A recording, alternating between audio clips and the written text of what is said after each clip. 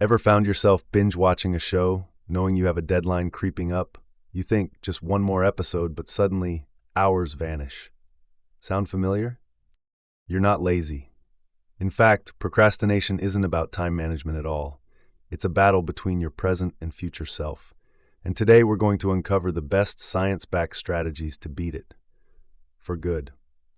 First, let's talk about why we procrastinate.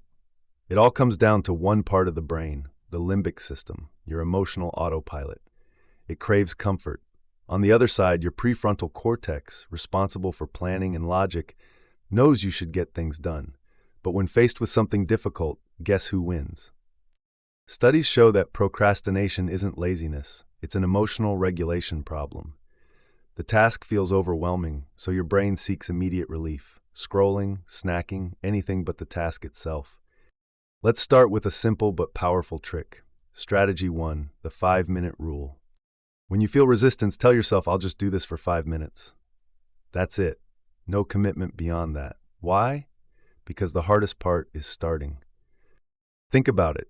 How many times have you dreaded a task for hours or even days, only to realize it wasn't that bad once you actually began? This is because our brain exaggerates the difficulty of starting. Psychologists call this phenomenon task aversion. When something feels overwhelming, we instinctively avoid it, thinking it will be painful. But the reality? Once we begin, it's usually much easier than we imagined. Research backs this up. The Zeigarnik effect, discovered by psychologist Bluma Zeigarnik, states that our brains dislike unfinished tasks. Once you begin something, your mind wants to keep going.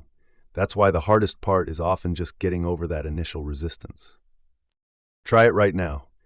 Think of a task you've been avoiding, writing that email, cleaning your desk, or working out. Set a 5-minute timer and start. If you want to stop after 5 minutes, fine, but chances are you'll keep going. It's not about motivation, it's about momentum. Action creates more action.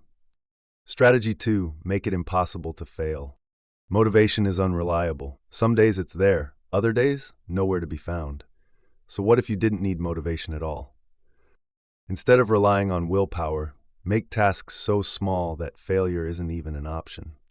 James Clear, author of Atomic Habits, calls this the 2-minute rule, breaking down habits into tiny, effortless steps.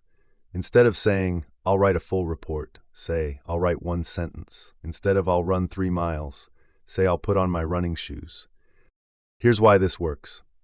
It reduces mental resistance. The smaller the task, the less intimidating it feels.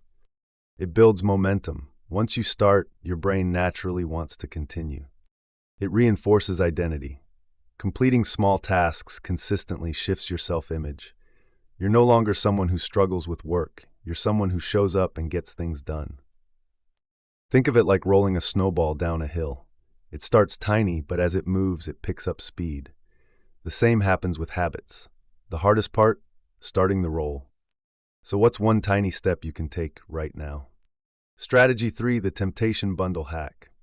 Next, we're going to hack your own dopamine system. You've probably noticed that it's easy to watch Netflix for hours but hard to read a book. That's because some activities release instant gratification dopamine, while others feel like a chore. But what if you could merge the two? A study from the University of Pennsylvania found that pairing a must-do task with something enjoyable makes it far easier to follow through. This is called temptation bundling. Here's how it works. Want to exercise? Only listen to your favorite podcast while working out. Need to finish a report? Drink your favorite coffee while writing. Struggling to read more? Only watch your favorite show while on the treadmill. This works because your brain starts associating productivity with pleasure. Over time, instead of dreading the task, you start looking forward to it. Try it right now. What's one task you've been avoiding?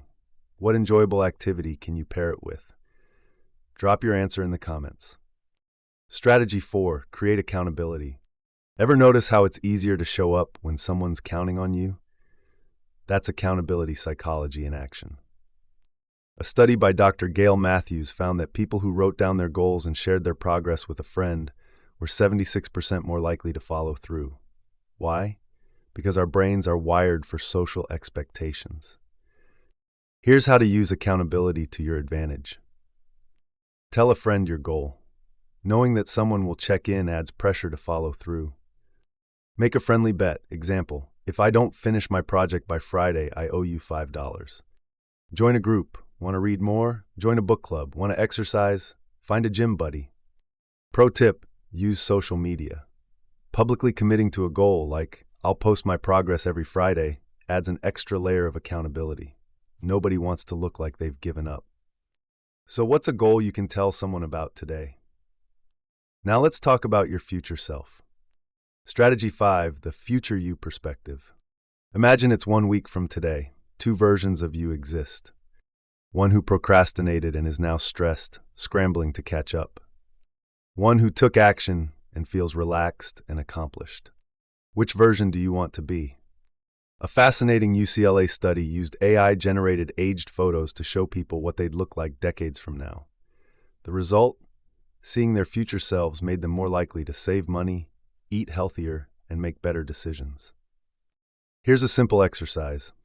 Close your eyes and imagine your future self in 7 days.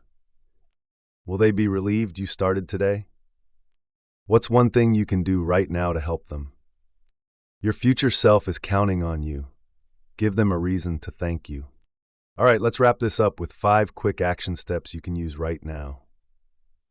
Procrastination isn't a time management problem, it's an emotional problem. The solution? Trick your brain into action. Use the 5-minute rule to start. Lower the entry point so small you can't fail. Pair boring tasks with fun ones.